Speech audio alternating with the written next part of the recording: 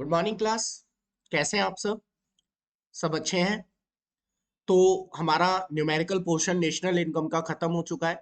So today we are going to start our national income theory portion. इसमें मुझे बहुत सारा लिखना पड़ेगा, इसलिए मैंने अपनी जो वीडियो है वो इस साइड में लगा दी है आज, है ना। थोड़ा सा एडजस्ट कर लेना उसको, है ना। तो कहने का मतलब मेरा क्या है कि आज हम जो टॉपिक पढ़ने वाले हैं वो नेशनल इनकम की थ्योरी का है। इस वाली वीडियो में मैं आपको केवल एक या दो क्वेश्चन कराऊंगा। नेशनल इनकम जब हम पढ़ते हैं तो बच्चों को लगता है यार चैप्टर 1 से थ्योरी शुरू हो रही है, और चैप्टर 2 भी नेशनल इनकम की थ्योरी है, चैप्टर 3 भी नेशनल इनकम की थ्योरी है, चैप्टर 4 भी नेशनल इनकम की थ्योरी है। मतलब मनी से पहले के जितने भी चैप्टर हैं वो सब नेशनल इनकम की थ्योरी में आती है। तो क्या हमें सारा पढ़ना है? हाँ, ऑब्वियसली आपको सारा पढ़ना है, लेकिन पढ़ने का जो तरीका है वो मैं आप लोगों को बता रहा हूँ। मैंने नेशनल इनकम की पूरी थ्योरी को 10 क्वेश्चंस में या 10 टू 12 क्वेश्चंस में डिवाइड कर दिया है। आप ये 10 टू 12 क्वेश्चंस पढ़ लीजिए, या तो मेरी वीडियो से पढ़ लो अगर इससे समझ में नहीं आ रहा है। अगर मेरा पढ़ाना समझ में नहीं आता है तो ये 10 टू 12 क्वेश्चंस ही पढ़ लो, अपनी बुक में से पढ़ लो, किसी और वीडियो से पढ़ लो, लेकिन ये 10 से 12 क्वेश्चन आप जरूर पढ़ लो। ओके। इसके अलावा वर्ड टू वर्ड मत पढ़ो, कोई जरूरी नहीं है। क्वेश्चन जब आता है नेशनल इनकम की थ्योरी का तो डायरेक्ट क्वेश्चन आता है। आइटम इंक्लूड नॉट इंक्लूड थोड़ा सा समझने वाला पोर्शन है, उसको थोड़ा अच्छे से करिएगा। बाकी मैं आप लोगों को पूरी पूरी कोशिश करूंगा कि पूरा क्वेश्चन मैं सारे के सारे 12 क्वेश्चन आपको अच्छे से समझा पाऊं। ओके। तो इस वाली वीडियो में आई थिंक हम लोग केवल एक या दो क्वेश्चंस को खत्म कर पाएंगे, बाकी टाइम लगेगा वीडियोस इसमें थ्योरी में। ऑब्वियसली चार चैप्टर्स को जब 10 से 12 क्वेश्चंस में डिवाइड करते हैं तो हम सब कुछ लेके चलना होता है कम शब्दों में। ऐसे ही आपको आंसर्स भी लिखने पड़ेंगे एग्जाम में, सब कुछ लिखना है कम शब्दों में। तो कैसे हम लोग उनको लिखेंगे, कैसे हम लोग अच्छे मार्क्स स्कोर करेंगे? With the help of these 10 to 12 questions of national income theory. Okay. तो ये मैंने पूरी लिस्ट बनाई हुई है, आप इसका स्क्रीनशॉट ले लो, इसका स्क्रीनशॉट ले लो। और ये मीनिंग ऑफ नेशनल इनकम की जगह इसको लिख लो meaning of macro economics. Okay. Macro economics, क्योंकि नेशनल इनकम मैंने नीचे भी इंक्लूड कर लिया है, तो आप इसको मीनिंग ऑफ मैक्रो इकोनॉमिक्स कर लो। तो सबसे पहले आप लोगों को मैक्रो इकोनॉमिक्स क्या होती है ये पता होना चाहिए। आफ्टर दिस आपको ये सारे क्वेश्चंस पढ़ने हैं। तो आज हम आई थिंक ये वाला क्वेश्चन और काइंड्स ऑफ गुड्स क्वेश्चन, ये दो क्वेश्चंस को खत्म कर लेंगे। बाकी ये क्वेश्चन बहुत छोटे छोटे हैं, इसमें काइंड्स ऑफ गुड्स में थोड़ा सा टाइम लगेगा। बाकी ये जो क्वेश्चंस है ना ये बहुत छोटे छोटे क्वेश्चंस हैं। क्लियर?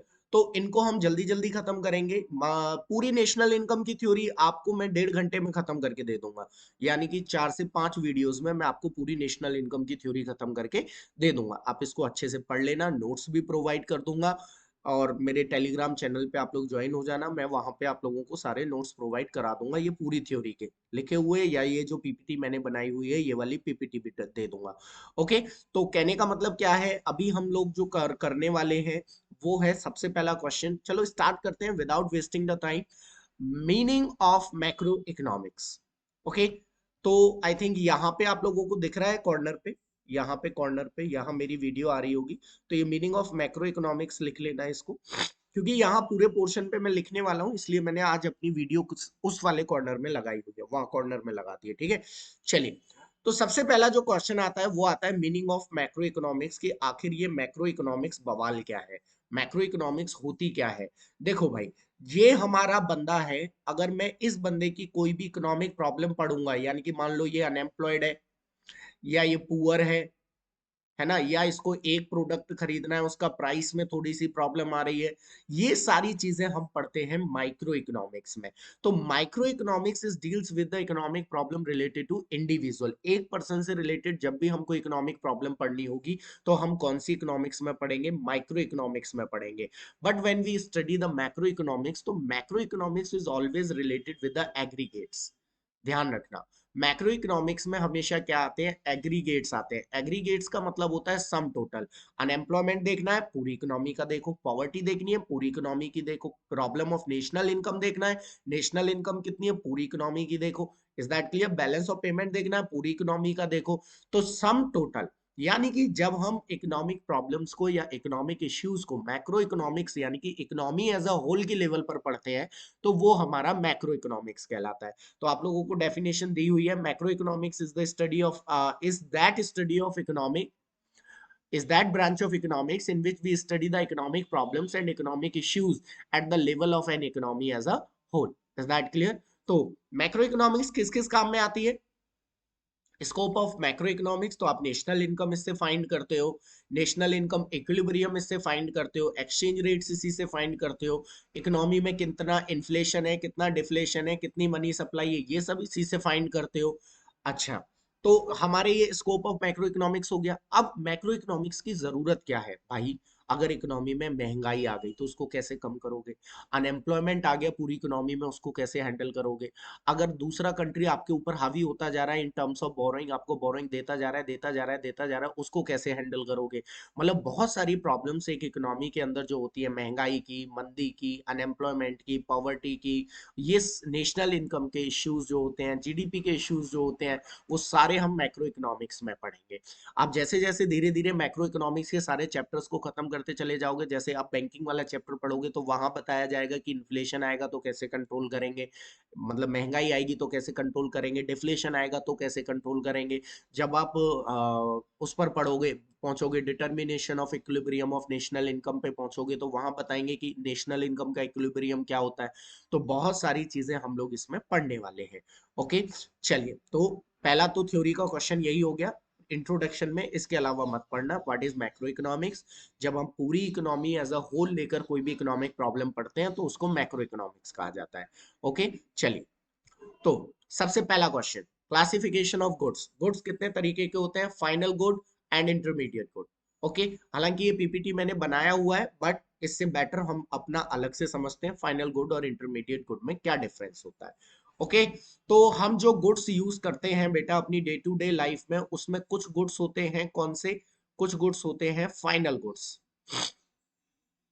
और उसमें कुछ गुड्स होते हैं intermediate goods. What is the difference between final good and intermediate good? तो तीन डिफरेंस होते हैं, तीन डिफरेंस आप लोग कर लीजिए। इन्हीं तीन डिफरेंस से आपको पूरे के पूरे मतलब पूरा समझ में आ जाएगा फाइनल गुड और इंटरमीडिएट गुड में क्या डिफरेंस है। तो चलिए, सबसे पहला, फाइनल गुड जो होते हैं वो ready to use by final user. Ready to use by final user, final user के द्वारा यूज करने के लिए एकदम रेडी होते हैं। दूसरा, do not sorry do not need any value addition, इसमें कोई भी वैल्यू एडिशन नहीं होता है। अभी समझ में नहीं आएगा, एक एग्जांपल जब मैं लूंगा तो पूरा समझ में आ जाएगा, don't worry. Okay, no value addition. Third, crossed the boundary line of production, और बाउंड्री लाइन ऑफ प्रोडक्शन को क्या कर चुका होता है? क्रॉस। तो crossed the boundary line, boundary line of production. Is that clear? Boundary line of production. Okay, now intermediate good, इसका just opposite कर दो, रेडी टू यूज होता है final good, not ready to use by final user, not ready to use by final user. Second, value addition इसमें कोई जरूरी नहीं होता है, नो वैल्यू एडिशन, जबकि इसमें value addition, value is to be added, इसमें वैल्यू एडिशन होगा। बताऊंगा क्या मतलब है ये वैल्यू एडिशन का, पहले लिख लेते हैं। और थर्ड, ये cross the boundary line of production, ये do not cross the boundary line of production, do not crossed the boundary line of production. चलिए, एक एग्जांपल लेता हूं, उस एग्जांपल से आपको ये पूरा समझ में आ जाएगा। ठीक है, चलिए देखिए, मेरे घर में एक चेयर है, वो चेयर मेरे पास तक कैसे आई, समझना ध्यान से। तो सबसे पहले पेड़ वाले से लकड़ी ली होगी फैक्ट्री वाले ने, सपोज पेड़ वाले ने 50 रुपीज में फैक्ट्री वाले को अपनी लकड़ी दे दी, फैक्ट्री वाले ने उससे चेयर बनाई और 150 रुपीज में वो होलसेलर को दे दी, मतलब अपना प्रॉफिट ऐड किया, ऑब्वियसली फैक्ट्री वाला अपना प्रॉफिट ऐड करेगा और उसको होलसेलर को दे देगा, होलसेलर उसको रिटेलर को देगा, but after adding his own profit. तो ये अपना प्रॉफिट ऐड करेगा, मान लो 500 रुपीज में इसने रिटेलर को दे दिया, अब रिटेलर अपना प्रॉफिट ऐड करेगा, राइट? तो रिटेलर ने अपना प्रॉफिट ऐड किया और 800 रुपीज में वो जो चेयर थी वो मुझे दे दी, और मैं कौन हूं? मैं हूं फाइनल यूजर, मैं हूं कस्टमर जो उसको यूज करेगा। Is that clear? तो कहने का मतलब क्या है, अब जरा ध्यान से समझना, यहीं पर समझने वाली चीज है। क्या ये देखो, सबसे पहला difference, final good are ready to use by final user, जबकि intermediate good not ready to use by final user. मतलब क्या ये चेयर पेड़ वाले ने यूज की? नहीं। क्या ये फैक्ट्री वाले ने यूज की? नहीं। क्या ये होलसेलर ने यूज की? नहीं। क्या ये रिटेलर ने यूज की? नहीं। क्या ये मैंने यूज की? यस। तो जो भी यूज करता है फाइनल यूजर, वो गुड बन जाता है फाइनल गुड। यानी कि ये जो चेयर है, जब ये मेरे पास आ जाएगी तब ये बनेगी final good. Is that clear? और जब तक ये इन लोगों के पास है, एज अ रॉ मटेरियल कहलाएगी, क्योंकि ये लोग इसको यूज नहीं करेंगे। तो नॉट रेडी टू यूज, इसका मतलब ये होता है इंटरमीडिएट गुड। आप ये कह सकते हो इंटरमीडिएट गुड जो होता है वो हमारा क्या होता है? वो हमारा रॉ मटेरियल होता है। तो इन सब ने चेयर यूज की, पहला डिफरेंस बता रहा हूं मैं केवल। क्या इन सब ने चेयर यूज की? इन सब ने, इन सब ने, इनने नहीं की ना, तो ये इंटरमीडिएट गुड है, क्योंकि intermediate good not ready to use. जब वो रेडी टू यूज यानी कि कौन उसको यूज कर रहा है, तब वो फाइनल गुड बनता है। अच्छा, फाइनल गुड में do not need value addition, किसी भी तरीके का वैल्यू एडिशन नहीं होता। वैल्यू एडिशन का मतलब होता है प्रॉफिट। दूसरा डिफरेंस समझो। फैक्ट पेड़ वाले ने प्रॉफिट कमाया, यस। फैक्ट्री वाले ने प्रॉफिट कमाया, यस। होलसेलर ने अपना प्रॉफिट ऐड किया, यस। रिटेलर ने अपना प्रॉफिट ऐड किया, यस। क्या कस्टमर ने अपना प्रॉफिट ऐड करके इसको आगे बेचा? नहीं। तो जब वैल्यू एडिशन रुक जाता है, जहां पर जाकर वैल्यू एडिशन नहीं होता है, वही वो गुड क्या कहलाता है? फाइनल गुड कहलाता है। समझ में आ गया? एक दुकानदार के पास जितना भी सामान रखा होगा उसकी दुकान में बेचने के लिए, एक दुकानदार खड़ा हुआ है और इसके पीछे बहुत सारा सामान टंगा हुआ है ना, जो बेचने के लिए है, ये सब इंटरमीडिएट गुड है। और जैसे ही मैं इसको अपने यहाँ खरीद कर ले आता हूँ, ये फाइनल गुड बन जाता है।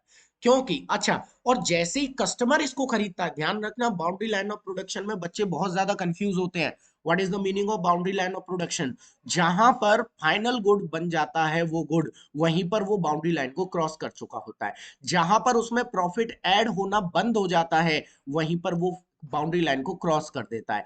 जहां पर वो रेडी टू यूज हो जाता है, वहीं पर वो बाउंड्री लाइन को क्रॉस कर देता है। इन शॉर्ट, जहां पर एक गुड फाइनल गुड बन जाएगा, वहीं पर वो गुड क्या कहलाएगा? बाउंड्री लाइन को क्रॉस। बच्चे क्या सोचते हैं, सर फैक्ट्री को क्रॉस कर गया, बाउंड्री लाइन को क्रॉस कर दिया? नहीं। Crossed the boundary line of production का मतलब होता है no value addition is now, मतलब now there is no value addition. Now, क्या हो गया, एक second. Now there is no value addition, there is no value addition. अब उसमें कोई वैल्यू एडिशन नहीं होगा। तो ये है बाउंड्री लाइन ऑफ प्रोडक्शन, जिसको गुड क्रॉस करके फाइनल गुड बन गया। Is that clear? चलिए देखिए, final good ready to use by final user, पढ़ लिया हमने। Not ready to use by final user. No values to be added final good में, वैल्यूज टू बी एडेड। अरे simple है यार, जब तुम एक बुक लेकर आते हो, तो वो बुक जब आपके पास आ जाती है, मैं दोबारा समझा देता हूँ। जैसे सबसे पहले पेपर आया, फैक्ट्री वाले ने वो पेपर खरीदा पेपर वाले से, ये फैक्ट्री वाले ने पेपर वाले से पेपर खरीदा 50 रुपए में, अपना प्रॉफिट ऐड करके इसने किताब बनाई और 100 रुपए में ये होलसेलर को बेच दी। होलसेलर ने अपना प्रॉफिट ऐड करके ये किताब रिटेलर को बेच दी, और फिर रिटेलर, अच्छा प्रॉफिट ऐड करा 200 का, फिर रिटेलर ने वो किताब प्रॉफिट ऐड करके हमको बेच दी। क्या हम उसको आगे बेचेंगे? नहीं, हम उसको यूज करेंगे। तो जहां पर ये फाइनल रेडी टू यूज होता है, वो फाइनल गुड। और इससे पहले ये सब जो है, ये सब कहलाएंगे intermediate good. Clear? No values to be added, क्या ये मैं इसमें वैल्यू ऐड करके बेचूंगा? नहीं। तो मेरे पास जब गुड आ जाएगा तो मैं उसको यूज करूंगा, बेचूंगा नहीं। Clear? Cross the boundary line of production, तो बाउंड्री लाइन ऑफ प्रोडक्शन का तो मतलब यही होता है कि वो आपके यहां से, रिटेलर के पास से आपके पास आ गई, आप उसको यूज करने लग गए। अब ये जो गुड होते हैं फाइनल गुड, ये कंजप्शन के लिए यूज होते हैं, mainly use for final consumption. जबकि ये यूज होते हैं एज अ रॉ मटेरियल, ये लोग इनको यूज नहीं करेंगे, फैक्ट्री वाला इसको अपने लिए यूज नहीं करेगा, इसको आगे बेचेगा। Is that clear?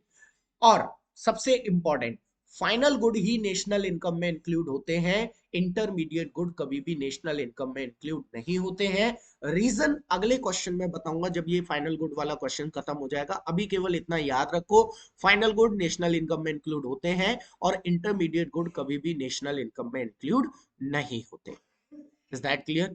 तो ये हमारा पहला, अभी काइंड्स ऑफ गुड्स का बहुत सारा पार्ट रह गया है, लेकिन ये हमारा थोड़ा सा पार्ट जो है वो खत्म हो चुका है। ओके, चलिए आगे चलते हैं। इसके बाद हाँ, तो फाइनल गुड कितने तरीके का होता है, अब समझना ध्यान से। मैं यहां आपको अगला टॉपिक कब समझा रहा हूं। देखो, हमने गुड्स पढ़े कितने तरीके के, दो तरीके के, final good, final good and intermediate good. Clear? Intermediate good. Okay, इसको हम यूज करने के लिए खरीदते हैं, फॉर यूज। इसको हम रॉ मटेरियल की तरह खरीदते हैं। अच्छा, मैं एक बात और बता दूं आपको, इंटरमीडिएट गुड ज्यादातर कौन खरीदता है? प्रोड्यूसर्स। फाइनल गुड को ज्यादातर कौन खरीदता है? दोनों। इसको कंज्यूमर भी खरीद सकता है। अगर आप इसको अपने घर में ला रहे हो तो ये कहलाएगा फाइनल कंज्यूमर गुड। ध्यान से समझना, फाइनल कंज्यूमर गुड। अगर आप इसको अपने ऑफिस में ले जा रहे हो, अपनी फैक्ट्री में यूज कर रहे हो, यानी कि एज अ प्रोड्यूसर आप एक फाइनल गुड को खरीद रहे हो, तो ये कहलाएगा फाइनल कैपिटल गुड। अब थोड़ा सा कंफ्यूजन हुआ होगा, सर हमारी समझ में नहीं आ रहा, आप हमें दोबारा बताइए। देखो, एक बहुत ही अच्छा डिफरेंस बताऊंगा, बहुत ही अच्छा। ठीक है, ध्यान से समझना, पूरा डाउट क्लियर हो जाएगा। देखो, क्या डिफरेंस है। Final good consumer for home, अपने घर के लिए खरीदता है, for home, for personal use, right. जबकि फाइनल कैपिटल गुड जो है, ये प्रोड्यूसर खरीदता है for business, for use in business, but producer do not sell this, do not sell this. Producer इसको बेचेगा नहीं, अपने बिजनेस के यूज के लिए लेगा, बेचेगा नहीं। वो क्या करेगा, इसको बार बार यूज करेगा, रिपीटेडली यूज, रिपीटेडली यूज। जबकि इसको कौन खरीदेगा? प्रोड्यूसर ही खरीदेगा, but for sale with profit. लेकिन ये इसको क्यों खरीदेगा? ताकि वो इसको क्या कर दे, सेल कर दे विद प्रॉफिट। अंतर आ रहा है समझ में? एक एक एग्जांपल दूंगा जिससे ये तीनों चीजें समझ में आ जाएंगी। देखो, फाइनल कंज्यूमर गुड, जैसे आप अपने घर में एक फ्रिज लेकर आए। फाइनल कैपिटल गुड, जैसे आप अपनी दुकान के लिए और उसमें कोल्ड ड्रिंक रखने के लिए फ्रिज लेकर आए। आपकी एक शॉप है, किराना शॉप है, आप वहां पर कोल्ड ड्रिंक्स बेचते हो, फ्रिज में आप कोल्ड ड्रिंक रखकर बेच रहे हो। क्या फ्रिज को बेच रहे हो? नहीं, आप फ्रिज को बार बार यूज कर रहे हो। इंटरमीडिएट गुड, आप फ्रिज की दुकान पर अपना फ्रिज लाए और फ्रिज को ही सेल कर रहे हो। अंतर आ गया समझ में? अच्छा, एक और एग्जांपल समझो, एक और एग्जांपल समझाता हूं। मैं अपने घर पर टीवी लाया, that is final consumer good. मेरी कपड़ों की दुकान है और मैं वहां पर सीसीटीवी लगा रहा हूं, इसलिए टीवी लाया और उसमें सीसीटीवी लगा दिया मैंने, या अपने लिए मूवीज देखता हूं, that is final capital good. और मैं टीवी लाया बेचने के लिए, क्योंकि मेरी टीवी बेचने की दुकान है, वो कहलाएगा आपका इंटरमीडिएट गुड। अंतर समझ में आ गया? इंटरमीडिएट गुड, देखो कंज्यूमर गुड में तो कोई कंफ्यूजन होना ही नहीं चाहिए, इसको तो हटा दो, अपनी इस लिस्ट से हटा दो। कंज्यूमर गुड, जो भी सामान हम घर में लेकर आएंगे, अंगार दूर जो भी ला रहे हैं, वो सारा का सारा कंज्यूमर गुड होगा, फाइनल कंज्यूमर गुड होगा। कंफ्यूजन होता है कैपिटल गुड कौन सा होगा और इंटरमीडिएट गुड कौन सा होगा। तो कैपिटल गुड वो होगा जो प्रोड्यूसर ला तो रहा है अपने बिजनेस में, लेकिन उसको बेचने के लिए नहीं ला रहा है, वो उसको रखेगा, आराम से यूज करेगा और उसकी हेल्प से अपने बिजनेस को बढ़ाएगा। जबकि इंटरमीडिएट गुड, प्रोड्यूसर उसी गुड को ला रहा है और उसे ही सेल कर रहा है। एक एग्जांपल और देता हूं, इससे पूरे डाउट्स क्लियर हो जाएंगे। देखो, जैसे एक टी सेलर है, ये एक टी सेलर है, ये बहुत सारी चीजें खरीदेगा। टी सेलर, मैं कंज्यूमर की बात नहीं करूंगा। कंज्यूमर तो अपने घर में जो भी लाएगा, आप अपने घर में कुछ कुछ भी लाओ, मैं बात करूंगा टी सेलर की। टी सेलर सबसे पहले लाएगा यूटेंसिल्स। दूसरा, टी सेलर अपने यहां पर लाएगा टेबल कुर्सी, table and chairs. T seller अपने यहां लाएगा स्टोव।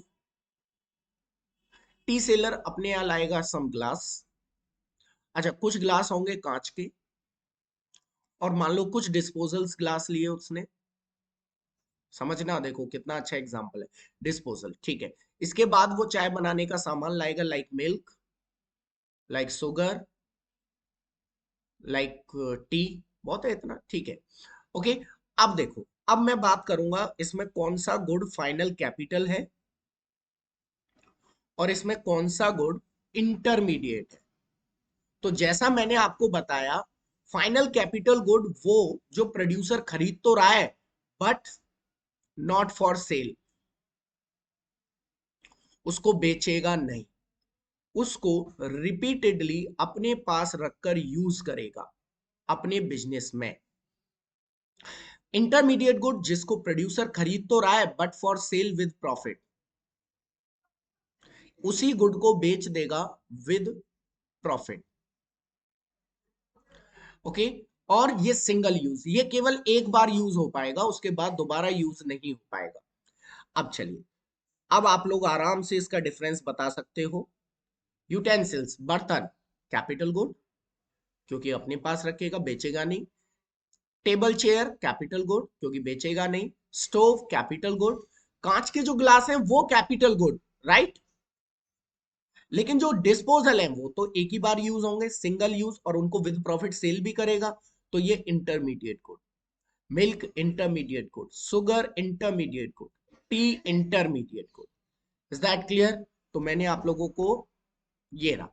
तो फाइनल कंज्यूमर गुड कौन सा होता है? These final goods are used by consumer and household for satisfaction of their wants. Final capital, these final goods are used by producers as their assets for the further production. इसको final consumption expenditure कहते हैं, इसको investment expenditure कहते हैं। Is that clear? चलिए देखते हैं next slide में हमारा क्या है। हाँ, इतना समझ में आ गया? क्लियर? मैं कुछ एग्जांपल्स भी कराऊंगा अभी, और काफी सारे एग्जांपल्स हम लोग करेंगे इसमें, ठीक है। चलिए, हाँ, अब कंज्यूमर गुड की बात करते हैं, दोबारा से लौट के आ जाते हैं। कंज्यूमर गुड कितने तरीके के होते हैं? तो बेटा कंज्यूमर गुड कितने तरीके के होते हैं? 1 2 3 एंड 4, 4 तरीके के होते हैं। सबसे पहला होता है ड्यूरेबल गुड। ड्यूरेबल गुड वो होते हैं जो कई सालों तक यूज हो सकते हैं हमारे घरों में, सेवरल ईयर्स, और हाई वैल्यू के होते हैं, बहुत ज्यादा हाई वैल्यू के, जैसे टीवी, एसी, कार, स्कूटर, कई सालों तक चलते हैं और बहुत ज्यादा हाई वैल्यू के होते हैं। क्लियर? सेमी ड्यूरेबल जो मुश्किल से मुश्किल 1 साल तक चलते हैं और ऊपर वाले से थोड़ा सा कम वैल्यू के होते हैं, ठीक है, not of very high value, जैसे clothes, furniture, shoes. Non durable या सिंगल यूज जिनको केवल एक बार यूज कर सकते हैं, जैसे खाना, पेट्रोल, फूड एटसेट्रा, एक बार यूज होगा जो केवल, ठीक है। और लास्ट आता है सर्विस, ये इंटेंजिबल्स होती हैं, ना तो दिखाई देती हैं, और केवल हमारी वांट्स को सेटिस्फाई करती हैं। तो ये हमारी कंप्लीट जो वीडियो थी, ये देखो, ये मैंने बनाया हुआ है फाइनल कैपिटल गुड और इंटरमीडिएट गुड में क्या डिफरेंस होता है। ओके, तो फाइनल कैपिटल गुड ये used by producer for further production, not used for further production, do not sold by producer, इसको वो सेल कर देता है with profit, repeatedly used by producer in process of production, और can be used by producer only one time as raw material. अगली video जो मेरी next video है, इसका पार्ट 2 है, उसमें इन सबके केवल और केवल प्रैक्टिस क्वेश्चंस आने वाले हैं, उनको जरूर करना, सारे डाउट्स आपके क्लियर हो जाएंगे। इसका पूरा जो पीडीएफ है वो मैं आपको टेलीग्राम चैनल पे सेंड कर दूंगा। Okay, thank you class. I hope कि आप सबको ये पूरा टॉपिक समझ में आया होगा काइंड्स ऑफ गुड्स का। जो एग्जांपल्स हैं, जो प्रैक्टिस क्वेश्चंस हैं, वो हम नेक्स्ट वीडियो में मैं कर रहा हूँ, आप वहां से देख लीजिए। Okay, thank you.